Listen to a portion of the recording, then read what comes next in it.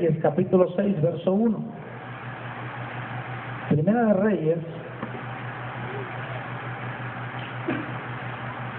apunte las citas, que luego llega gente y le dice, ¿qué te están enseñando en la iglesia? Y le dicen que yo le estoy mintiendo, pero usted lo lleva a la Biblia, le dice, el pastor puede decir lo que quiera, pero la Biblia dice lo que dice. ¿Okay?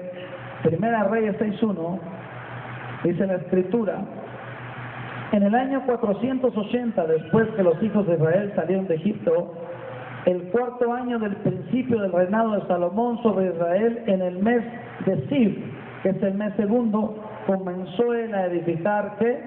La casa de Jehová. Estamos hablando del templo, la casa de Jehová. El primer templo lo construyó Salomón.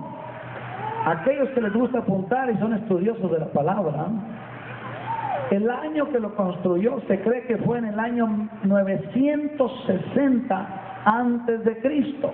El año 960 antes de Cristo.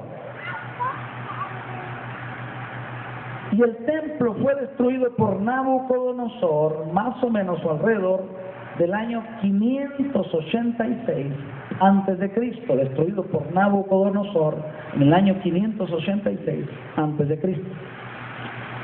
El segundo templo fue el que reconstruyó una persona llamada Zorobabel. ¿Cuántos alaban a Cristo? El segundo templo, Esdras capítulo 3.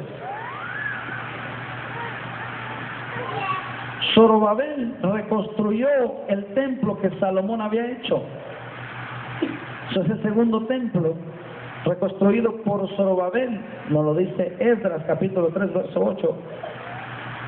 Dice, en el año segundo de su venida a la casa de Dios en Jerusalén, en el mes de segundo, comenzaron Zorobabel, hijo de Salatiel, Jesúa, hijo de Josadac, y los otros sus hermanos, los sacerdotes y los levitas, y todos los que habían venido de la cautividad a Jerusalén, y pusieron a los levitas de 20 años arriba para que activasen la obra de la casa de Jehová. Jesúa también, sus hijos y sus hermanos, Cadmiel y sus hijos, hijos de Judá, como un solo hombre asistían para activar a los que hacían la obra en la casa de Dios, junto con los hijos de Enadab, sus hijos, sus hermanos levitas. Y cuando los albañiles del templo de Jehová echaban los cimientos, pusieron a los sacerdotes vestidos de sus ropas y con trompetas, y a los levitas, hijos de Asaf, con címbalos, para que alabasen a Jehová, según la ordenanza de David, rey de Israel. Y cantaban alabando y dando gracias a Jehová, y diciendo, porque Él es bueno, porque para siempre su misericordia sobre Israel. Y todo el pueblo aclamaba con gran júbilo, alabando a Jehová, porque se echaban los cimientos de la casa de Jehová. Y muchos de los sacerdotes, de los levitas y de los jefes de casas paternas, ancianos que habían visto la casa primera, viendo echar los cimientos de esta casa, lloraban en alta voz, mientras muchos otros daban grandes gritos de alegría. Y no podía distinguir el pueblo el clamor de los gritos de alegría de la voz del lloro, porque clamaba el pueblo con gran júbilo y se oía el ruido hasta de lejos. ¿Qué hicieron? Edificaron otra vez una casa. Esto fue más o menos en el año 516 antes de Cristo, cuando se reedificó el templo, que es el segundo templo, que fue más o menos en el año 516 antes de Cristo, y que fue profanado y saqueado por Antíoco Epifanes, que entró más o menos en el año 167 o 179 antes de Cristo, y destruyó el templo y se robó muchas de las cosas que habían ahí, y de tal manera fue lo que hizo, que agarró un cerdo y lo sacrificó en el altar. Usted sabe que los cerdos eran abominables, era algo que Dios repudiaba. Los judíos no podían acercarse a ellos, y este tremendo, para hacer que el templo fuera asociado, sacrificó un cerdo. ¿Cuántos alaban al Señor? En el año 167 o el 179 antes de Cristo. El tercer templo lo edificó Herodes. ¿Quién lo edificó? Herodes. ¿Quién edificó el primero? ¿Y el segundo? Zorobabel. ¿Usted está leyendo o se lo sabe de memoria? Zorobabel, Salomón, Herodes es el tercero, Zorobabel el segundo. Herodes, vamos a ver si es cierto, a ver qué dice la palabra. Juan capítulo 2, verso 20.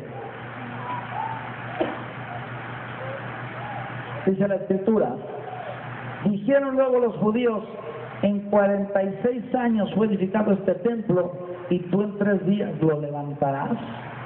Oiga, Herodes reconstruyó o empezó la reconstrucción del templo más o menos en el año 17 o el año 20 antes de Cristo. Año 17 o 20 antes de Cristo. ¿Cuál fue la razón de que un romano reconstruyera un templo judío? Herodes sabía que si le reconstruía el templo iba a ganarse a los judíos para él. Era gobernador. Tenemos que entender algo. Eran inteligentes, podían hacer muchas cosas, ganaban fama. No era porque fueron creyentes, sino que ganaban fama. Mi alma glorifica al Señor. Empezó la construcción más o menos en el año 17 o 20 antes de Cristo, y esta construcción, que muchos dicen que no se terminó, porque en el tiempo de Jesús el templo todavía estaba siendo reconstruido. ¿Sabía usted eso? Todavía el templo estaba siendo reconstruido, pero se cree que el templo se reconstruyó en el año 67 después de Cristo, pero en el año 70 después de Cristo, recuerde, el antes y el después es importante, antes de Cristo, después de Cristo. En el año 70 después de Cristo, el emperador romano Tito lo destruyó. En el año 70, la destrucción fue tan grande que solo dejó un muro. ¿Cuántos alaban al Señor? Un solo muro, que a través de los años se le llama el muro de los lamentos, porque los judíos se lamentan. Pero en sí el muro no se llama el muro de los lamentos, sino creo que le llaman el muro occidental, que es la única pared que queda de este templo. ¿Cuántos alaban al Señor? ¿Cuántos templos llevamos? 3. ¿Cuál es el cuarto? Se va a reconstruir durante la tribulación. Durante la tribulación. ¿Quiere que se lo enseñe? Vamos a la palabra. Segunda de Tesalonicenses, capítulo 2. Este templo no ha sido construido todavía. Es bueno ver la historia, pero también lo que va a suceder.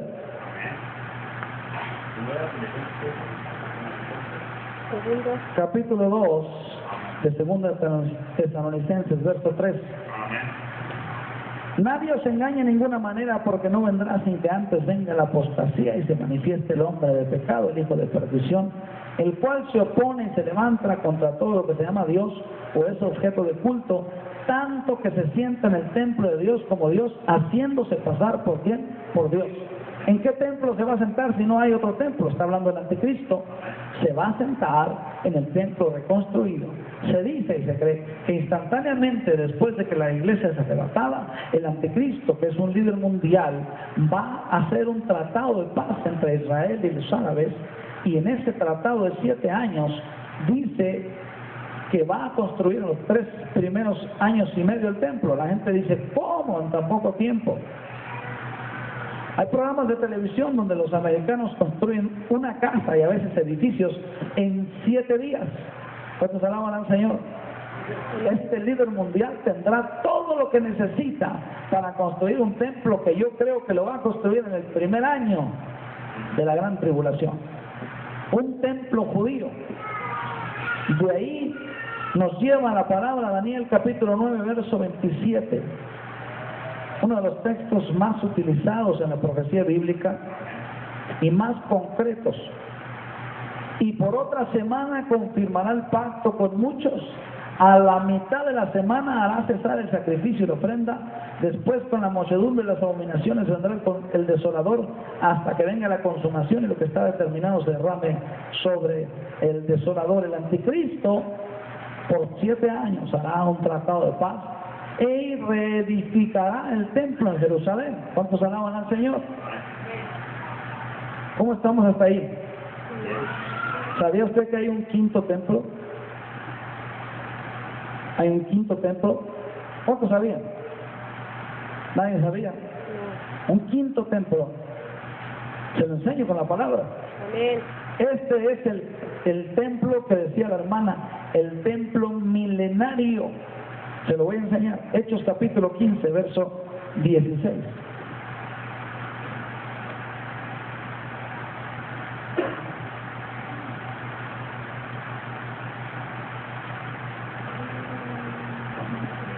Después de esto volveré y reedificaré el tabernáculo, así se le llamaba el templo antes, de David que está caído, y repararé sus ruinas y lo volveré a levantar para que el resto de los hombres busque al Señor y todos los gentiles sobre los cuales es invocado mi nombre, dice el Señor que hace conocer todo esto desde tiempos antiguos. ¿Qué dice? Reedificaré las ruinas del tabernáculo. ¿Quién lo dice? Dios. ¿Qué quiere decir? Que en el milenio habrá un templo, pero no está tan claro. Vamos nuevamente al libro de Ezequiel, porque usted no está tan seguro de que yo haya dicho lo correcto ahí. Ezequiel, capítulo 40, voy a leer solo una parte porque lamentablemente no tenemos tanto tiempo. Son 3 capítulos completos, desde el 41 hasta el 43 de Ezequiel, que solo habla del templo milenario. ¿Cuántos tienen en su Biblia, antes de que comience el capítulo 40 de Ezequiel, un título arriba? Comenzando con la visión del templo. ¿Qué dice el suyo? ¿Qué dice lo suyo? Lo más dice la visión del templo. Mi Biblia dice el templo en el milenio. Pero bueno, la gente dice, está bien, no puedo leer todos los 3 capítulos, pero si usted se fija, déjeme darle una idea. Si usted se fija, el verso 5, no dice ningún título su Biblia en el verso 5 del 40. No. Compre una Biblia diferente. ¿Qué dice? No dice ningún título arriba. La mía dice visión del templo del milenio. Escuche.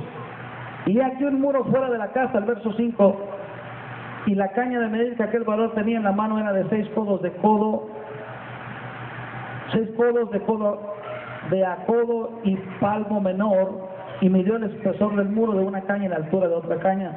Después vino a la puerta que mira hacia el oriente y subió por sus gradas y midió un poste de la puerta de una caña de ancho y el otro poste de otra caña de ancho. Y cada cámara tenía una caña de largo y una caña de ancho, y entre las cámaras había 5 codos de ancho, y cada poste de la puerta contra la entrada de la puerta por dentro una caña. Midió asimismo la entrada de la puerta por dentro una caña. Usted se va hasta el 43, y en el 43 habla de la gloria de Dios. Ahora, en el 43, verso 6 de Ezequiel, 43, 6, oí uno que me hablaba desde la casa y un varón estaba junto a mí, me dijo, hijo de hombre, este es el lugar de mi trono, lugar donde posaré las plantas de mis pies, en el cual habitaré entre los hijos de Israel para siempre, y nunca más profanará la casa de Israel mi santo nombre, ni ellos ni sus reyes con sus fornicaciones, ni con los cuerpos muertos de sus reyes en sus lugares altos, porque poniendo ellos su umbral junto a mi umbral, y su contrafuerte junto a mi contrafuerte, mediando solo una pared entre mí, ellos han contaminado mi santo nombre con sus abominaciones que hicieron, por tanto los consumí en mi furor. Ahora arrojarán lejos de mí sus fornicaciones y los cuerpos muertos de sus reyes, y habitaré en medio de ellos para siempre. Es el templo milenario. ¿Qué dice? Los cuerpos de los reyes, porque no me voy a adelantar mucho, pero en el Armagedón muchos van a morir. De tal manera que Dios manda llamar a las aves del cielo y les dice, coman carne de reyes. Me le adelanté mucho ahí, pero ahí, tranquilo. Sí sabe usted, le voy a poner una pausa aquí porque muchos están confundidos. Ahorita estamos viviendo, a ver si me entienden, ahorita estamos viviendo ¿Qué estamos esperando? El arrebatamiento de la iglesia. Se van a ir los hijos de Dios, primero los muertos resucitan, los hijos de Dios solamente, luego los que estamos vivos, y es que estamos vivos, resucitaremos, nos iremos con los que resucitaron hacia el cielo, y de ahí comienzan 7 años de tribulación. Se termina la tribulación y comienza lo que llamamos el milenio, 1000 años de reinado de Dios en la tierra, y después del milenio, ¿qué pasa? La tierra y el cielo son quemados. Y la tierra y las obras que en ella hay, dice la Escritura, están reservadas ¿para qué? Para el fuego. Y Juan dice en el capítulo 21 de Apocalipsis, y yo, Juan, vi la santa ciudad. Vamos a leerlo porque ya no me acuerdo qué dice. No quiero mentir.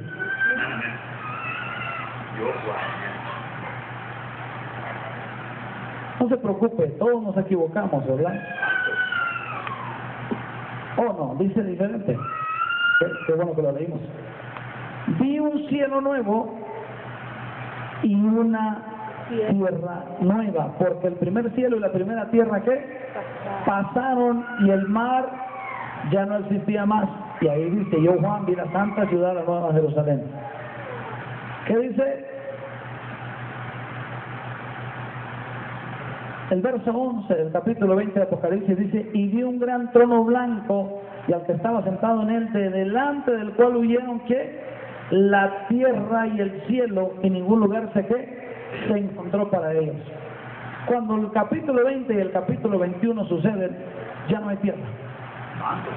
Ya no existe la tierra. Es después del milenio. ¿Cuántos alaban a Cristo?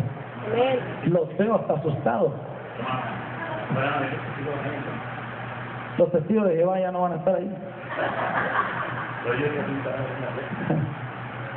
Escuche, con amor. Escuche con amor. El cielo y la tierra pasarán, la Biblia lo dice. Jesucristo lo dijo. Mis palabras no pasarán, el cielo y la tierra sí. Un día la tierra y el cielo serán quemados. En pocas palabras, si ustedes de los que... Yo le dije un día a un budista, porque él dijo, los budistas reencarnamos. O sea, se mueren y al otro día amanecen en otra persona. Y si se portan mal, amanecen o se vuelven animales. Y así ellos tienen la ley del karma. ¿Cuántos alaban al Señor? Que el karma, que según lo que ellos hacen, así les va. Y la reencarnación. Y llegan a un punto donde yo les pregunté, bueno, ¿y hasta cuándo reencarnan? Y el mismo Buda le enseñó, hasta que todos se hacen Buda, que es el símbolo perfecto de la reencarnación. Que Buda quiere decir el iluminado. Se vuelve Buda para siempre. Ahora hay un problema. Yo le dije a uno de ellos, ¿y si ya no hay en qué reencarnar?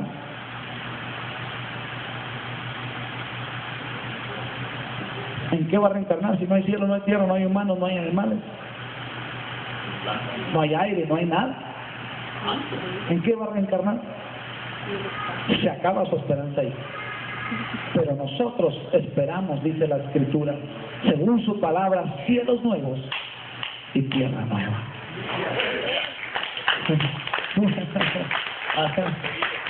A ver, hermana, el Buda es un señor gordito así, pero...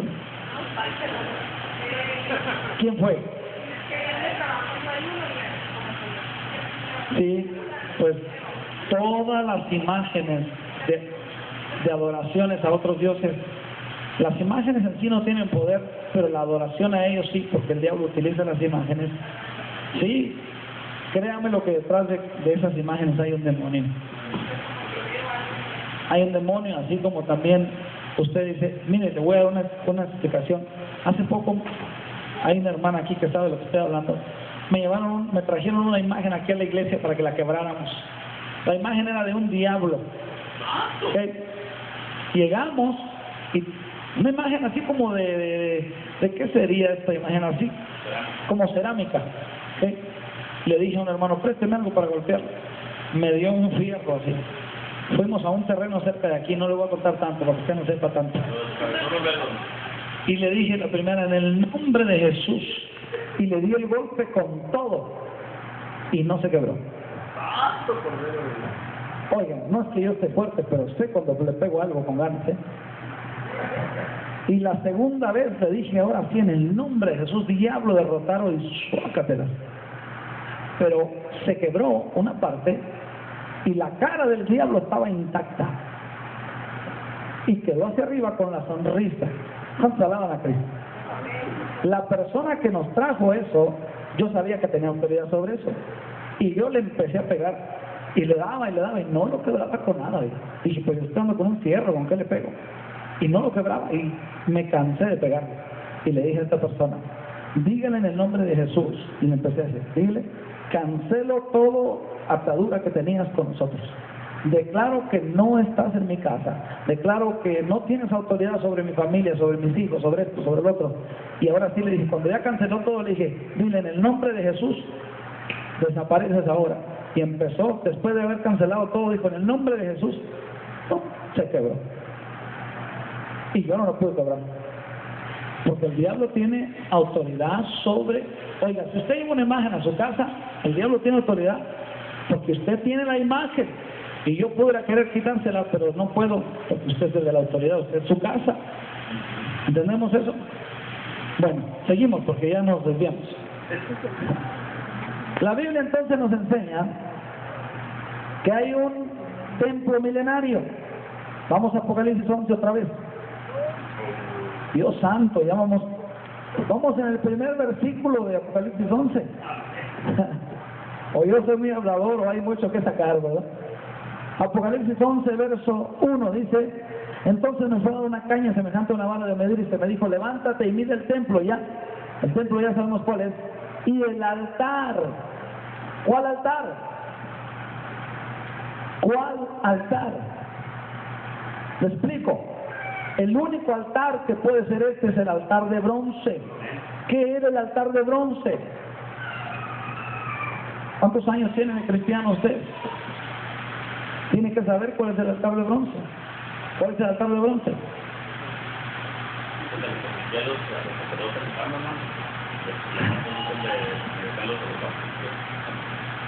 ¿Dónde estaba ese altar, hermano?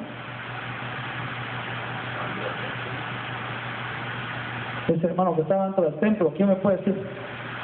¿Alguien más que piense diferente? ¿Dónde estaba el altar de bronce? En el desierto, ok. Está bien, son sus pensamientos. ¿Dónde estaba el altar de bronce? En el tabernáculo, dice el hermano. ¿Pero en qué área? ¿Ah? En el lugar santo, dice el hermano. ¿Dónde estaba, hermano? Me dicen que no, pero no me dicen dónde. En el atrio estaba, no, el del incienso era diferente. Había un altar de oro que era el del incienso, y existía uno en el lugar santísimo también. El de bronce estaba en el patio, no estaba en el lugar santo, no estaba en el lugar santísimo. Había un edificio, la mitad del edificio era el lugar santo, la otra mitad el lugar santísimo. El altar de bronce era el altar de los holocaustos. Era un altar cuadrado en medio que tenía diferentes brazos, y por ahí corría la sangre de los animales sacrificados. Salían, llevaban los animales, oraban por ellos, ponían las manos sobre ellos y los sacrificaban afuera. El altar de bronce, lo he enseñado varias veces aquí en la iglesia, estaba afuera antes de entrar al tabernáculo. ¿Cuántos alaban a Cristo? Amén. Pero se le pide que lo mira. Ahora, ¿cómo sabemos también que va a haber un edificio, que va a haber un templo en el tiempo de la tribulación? Por el altar. Porque para que haya un altar debe de haber un templo.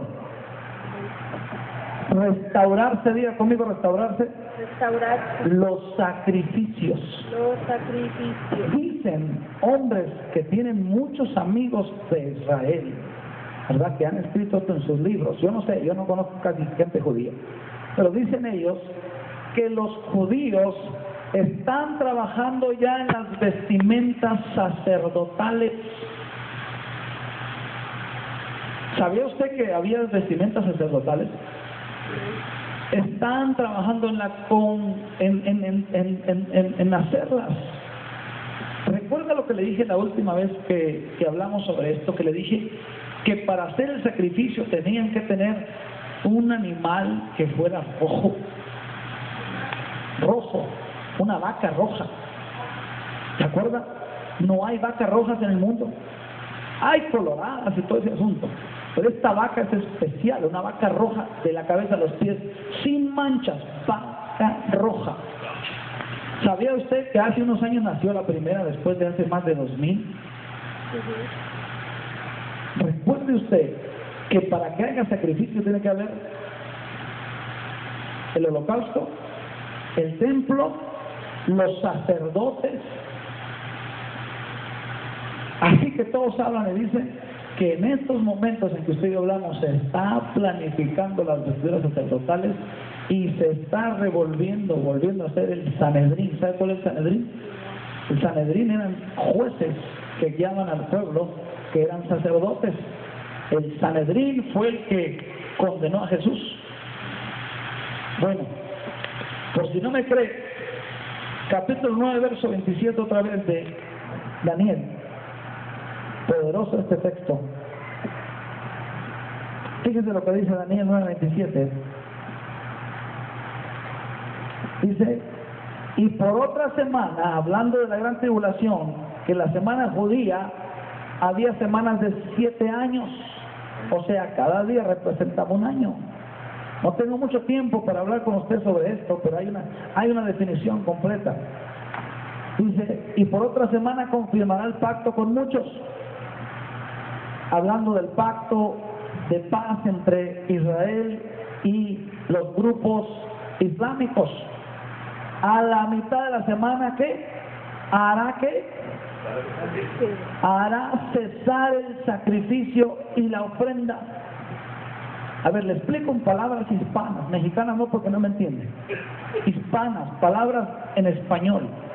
Escuche, está la tribulación, se construye el templo y es tan bueno el anticristo que viene en son de paz que les da a los judíos su templo y les da todo lo que necesitan para que hagan sacrificios una vez más. Y están sacrificando, no sé por cuánto tiempo, pero a los 3 años y medio exactos se quiebra el pacto y hace él y declara que él es Dios. Lo dice Tesalonicenses, como lo vimos ahorita. Y se sienta en el templo y hace que el sacrificio cese. O sea, quita el sacrificio. En palabras en español, él entra al templo y le dice a todos los que están presentes y por televisión: yo soy Dios. Y el mundo, todo el mundo le cree que él es Dios, menos los judíos. Porque los judíos saben que él no es Dios. ¿Ok? A los 3 años y medio exactos, él viene y les dice que él es Dios, se sienta en el templo y la paz que parecía que iba a durar por muchos años, se quiebran los 7 años de paz.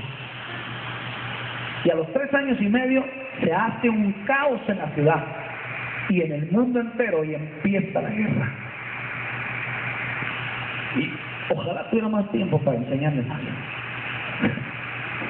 Esas son en español.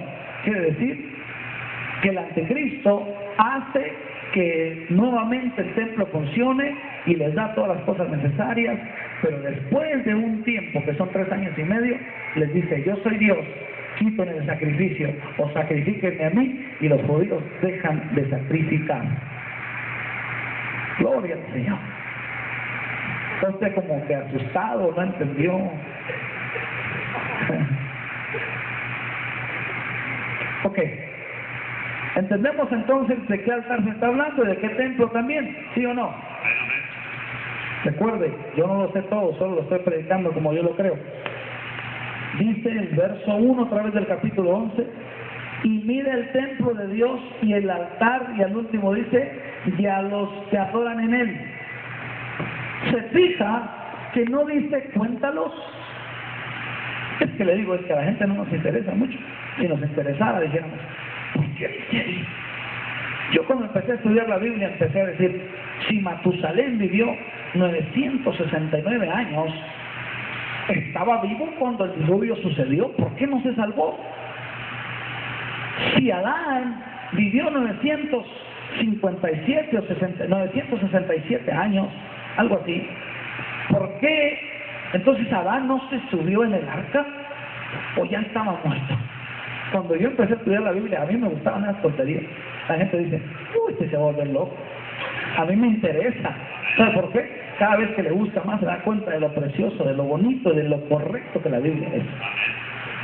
Y me di cuenta que ya se habían muerto, ya no estaban vivos cuando esto sucedió. Pero apenas habían pasado 5 o 6 años de Matusalén. Lean, métase a escudriñar, eso es lo que es escudriñar. Sáquele el jugo a la fruta, métase con ganas. Entonces, ¿qué dice? Que no los contó, los midió. ¿Cuántos alaban a Cristo?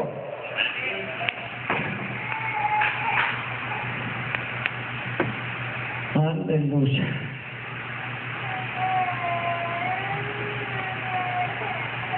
Los que adoraban fueron medidos. ¿Quiénes son? ¿Quiénes son los que estaban adorando?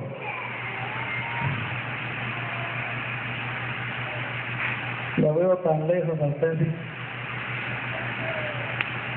¿Quién sería, pues? ¿Quiénes son los que estaban hablando? Escuche, las controversias más grandes de la historia se han sacado por estos pasajes. Algunos dicen que el templo y los adoradores representan el Antiguo y el Nuevo Testamento, otros dicen que son gentiles y judíos, otros dicen que son el tiempo de la ley y la gracia. Bueno, sacan de todo tipo de cosas. ¿Quiénes son, según lo que usted cree, los que adoraban?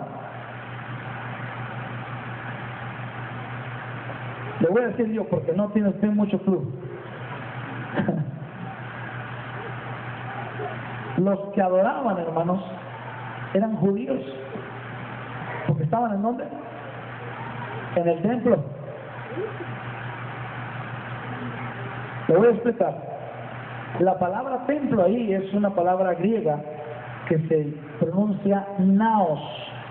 Naos no representaba toda el área del templo, sino el lugar santo y el lugar santísimo y el área de afuera donde estaban el altar de los holocaustos. Esa es la palabra templo original. Cuando él dice los que adoraban en el templo, está hablando del santuario, donde estaba el lugar santo y el lugar santísimo y el lugar de los holocaustos. ¿Quiénes eran estos? Eran judíos, ¿por qué? Porque desde el tiempo de Jesús existía un lugar específico para los que no eran judíos. ¿Cómo se llamaba? Sí, para los gentiles. ¿Cómo se llamaba el lugar? El atrio de los gentiles. Le voy a dar una idea porque no tenemos pantallas y no le he enseñado. Viene en camino según esto, pues no sé cuándo va a llegar. Ya la compramos, pero no ha llegado. Escuche.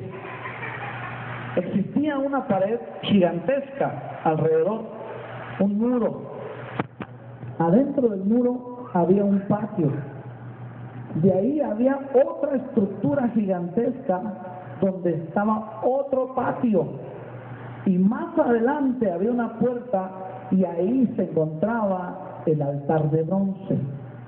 No tengo, yo sé que no se imagina tantas cosas conmigo, pero había una estructura que era una muralla. Afuera de esta muralla se encontraba el atrio de los gentiles. En pocas palabras, los gentiles no podían entrar. ¿Qué quiere decir gentil? No judío, y también quiere decir pagano. No judío, pagano. es lo que el original de esta palabra quiere decir. No judío, pagano. Entonces, los que no eran judíos no podían entrar, y si no podían entrar antes, tampoco van a poder entrar en los 7 años de tribulación. Entonces, ¿quiénes eran los que adoraban? Judíos. Judíos devotos que adoraban. ¿Cuántos alaban al Señor? Pero quiero decirle algo muy tremendo. ¿Por qué fueron medidos? Según, creo yo, según también por ahí escribe una persona que comenta sobre esto, no me gusta mucho decir nombres porque pierdo el tiempo. Según eso está diciendo en efecto que Dios es el juez del culto del hombre y del carácter del hombre y que todos tienen que rendirle cuentas. ¿Por qué entonces fueron medidos? Porque Dios dice que Él puede saber cuando el hombre está ofreciéndole un servicio y un culto verdadero. Para que me entienda, la medición de ellos representaba que estaban haciéndolo de corazón. ¿Sabía usted que en el Antiguo Testamento, en el libro de Daniel, ahí tengo la cita, Daniel capítulo 5, verso 23, hablando Daniel al hijo de Nabucodonosor, Daniel capítulo 5, 5:23. Fíjese lo que dice: sino que en contra del Señor del cielo te has ensoberdecido, hiciste traer delante de ti los vasos de su casa, y tú, tus grandes, tus mujeres y tus concubinas bebiste vino en ellos. Además de esto diste alabanza a dioses de plata y oro, de bronce, de hierro, de madera y de piedra, que ni ven ni oyen ni saben, y al Dios en cuya mano está tu vida y cuyos son todos tus caminos nunca honraste. Entonces de su presencia fue enviada la mano que trazó esta escritura, y la escritura que trazó es Mené, Mené, Tekel, Uparsin. Esta es la interpretación del asunto. Mené, contó Dios tu reino y le ha puesto fin. Tekel, pesado has sido en balanza y fuiste hallado falto. Voy a pedir a los hermanos del grupo que pasen, por favor. ¿Pesado qué? Fuiste en balanza. ¿Y fuiste hallado qué? Falto. Escuche, la gente piensa que simplemente porque traemos corbata y porque venimos a la iglesia cada vez que se puede y levantamos las manos cuando todo está bien, ya somos adoradores, ya somos hijos de Dios. Pero la Biblia dice que seremos pesados en balanza. ¿Por qué fueron medidos estos hombres? A ver si tenían estatura de hijos de Dios. La Biblia dice: hasta que lleguemos a la estatura de un varón perfecto. ¿A la estatura de quién? De Cristo. Dice una persona que habla sobre esto comentando que la vara que medía 10 pies representaba para los que fueron medidos la medida con que Dios mide a los hombres, que ningún ser humano tiene la estatura de 10 pies, no ha habido uno que tenga 10 pies. Entonces quiere decir que ninguno llegamos a la estatura que Él nos quiere, pero aún así representa de que Dios es un Dios de misericordia, porque nos da una oportunidad de ser sus hijos. Fue medido el templo, los que hablaban y adoraban ahí, y también el altar. Dios me dirá: ¿quién es usted? Dirá: es mi hijo, es mi hija. Recuerde lo que le dijo Dios a través de Daniel a Belsasar, hijo de Nabucodonosor. Le dijo: has sido pesado en balanza y fuiste hallado ¿qué? Falto. Jesús dijo: este pueblo de labios me honra, pero su corazón está lejos de mí. No importa quién es usted, ni de dónde venga, sino su corazón esté preparado y listo para honrar al Rey. Estos hombres fueron medidos, pesados, a ver si daban la medida de adoradores. Eran judíos, pero tenían que ser judíos devotos. ¿Sabe? Ante los ojos de aquel a quien tenemos que dar cuentas, dice el libro de Hebreos capítulo 4, todas las cosas están desnudas. Ese es el problema, que de Dios no nos podemos esconder. A veces me pregunto yo, ¿será que es necesario que uno le esté diciendo a la gente, prepárese, prepárese? Creo que no debería de ser necesario, porque cuando usted llegue delante de Dios, Dios lo va a pesar. Parece que tiene el peso, pero vean, eso no es. La gente que no sirve a Dios de corazón está vana, se ve por fuera bonito, oiga, una chulada, lo abre por dentro, no tiene nada, está podrido. La gente que no tiene a Dios está podrida por dentro. Hermano, qué palabras tan duras. No, es la realidad. Jesús lo dijo claro: si no me tienes a mí, no tienes nada, no puedes hacer nada sin mí.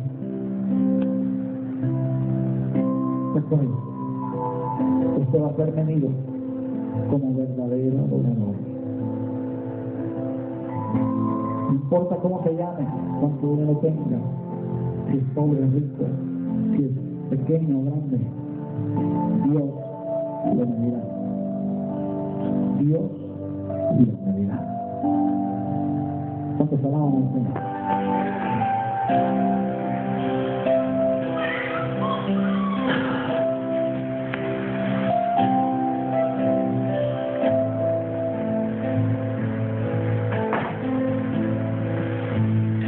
La próxima vez que hablemos, hablaré un poquito más sobre los gentiles. Como dice el verso 2, pero el patio que está fuera del templo déjalo aparte y no lo miras, porque ha sido entregado a los gentiles, y ellos hollarán la ciudad santa 42 meses. Hablaremos de la ciudad santa, del periodo de los 42 meses, de la medidura, de los gentiles hollando la ciudad. Hablaremos y comenzaremos a hablar sobre los 2 testigos y los 1260 días que están en ellos. 1260 días y 2 testigos continuará el próximo domingo con el mismo tema. 1260 días y 2 testigos, y los 2 testigos continuará el próximo domingo. De igual manera hablaremos, ahora sí entraremos para hablar de los 2 testigos, pero antes de hacerlo hablaremos sobre los gentiles hollando la santa ciudad y los 42 meses que están escritos. Déjeme decirle, hermano, hermana, lo importante es que entendamos algo. Si usted y yo estamos preparados, vamos a ir para el cielo, y no importa si son 7 años o 100,000, usted y yo estaremos en las manos de Cristo para siempre. No importa. Yo sé que es difícil servir a Dios, yo sé que es difícil mantenerse en la brecha, yo sé que es difícil hacer las cosas bien, pero le digo algo, va a pagar bien. En cualquier momento en su vida usted puede terminar, su vida puede ser cortada en cualquier instante. Y la pregunta más grande de todas es: ¿en dónde pasará usted la eternidad? ¿Cuántos recuerdan el mensaje del miércoles? ¿Cómo se llamaba? ¿Alguien lo apuntó por ahí? ¿Cómo se llamaba? No, el del miércoles pasado. Ese fue el del miércoles, pero el otro le puso fecha. ¿Cómo se llama? ¿Cómo terminará nuestra vida? ¿Cómo va a terminar usted? ¿En dónde terminará? ¿A dónde irá cuando usted muera?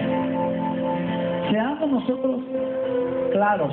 Veíamos mi esposa y yo una película anoche y está bien terrible donde sucede el resto de la iglesia. Oiga, se asusta uno cuando ves, ¿verdad? Y ella se fue y me dejó ahí con el sentimiento de, ay, qué terrible. Y me fui yo, me fui a orar con los niños y acá el pecho se me quería salir, oiga. Porque en la película se ve como hay un terremoto y de repente empiezan a ser las personas arrebatadas así. Por todos lados se ve como la misma tierra suelta a los hijos de Dios. Y empieza a verse una lluvia de ropa que empieza a caer. Porque la ropa no la vamos a llevar. No la cuide tanto, hombre.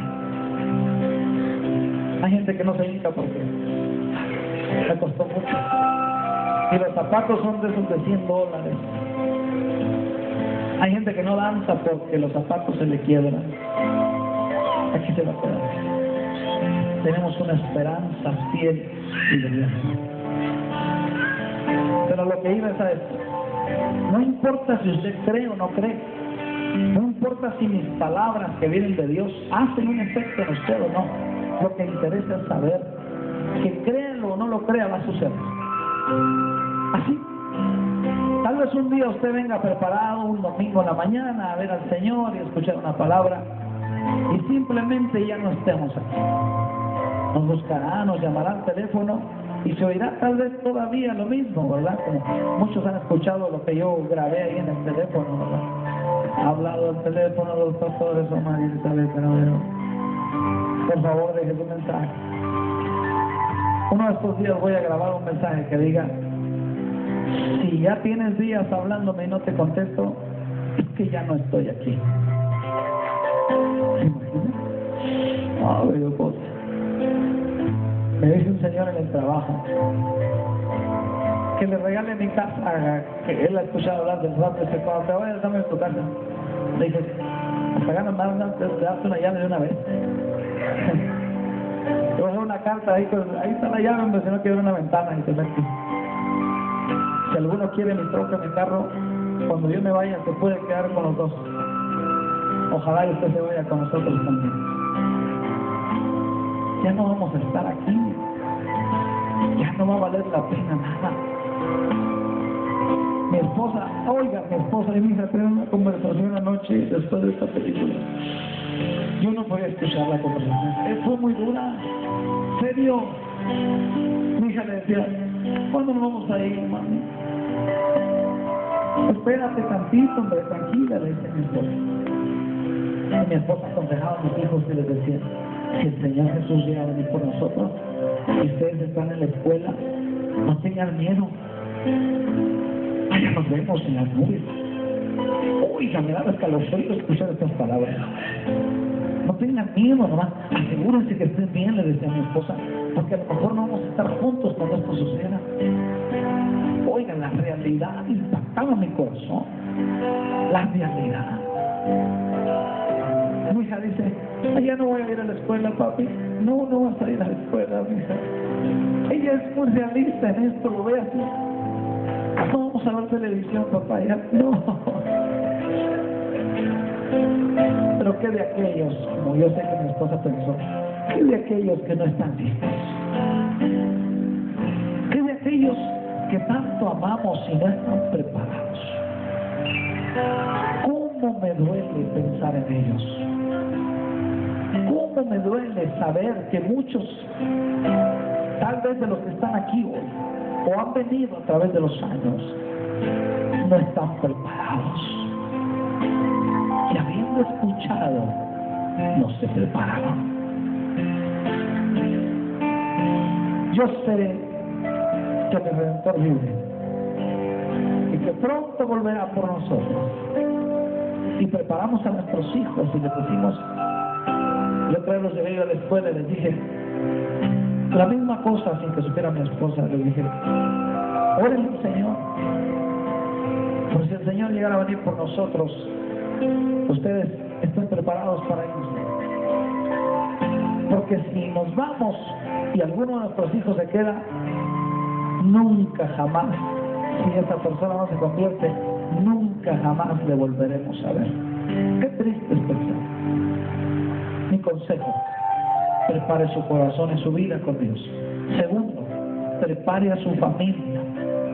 Usted es responsable, padre de familia, de hacer que sus hijos comprendan la palabra de Dios. Los papás, madres solteras, usted es responsable de enseñarle a sus hijos lo que la Biblia dice.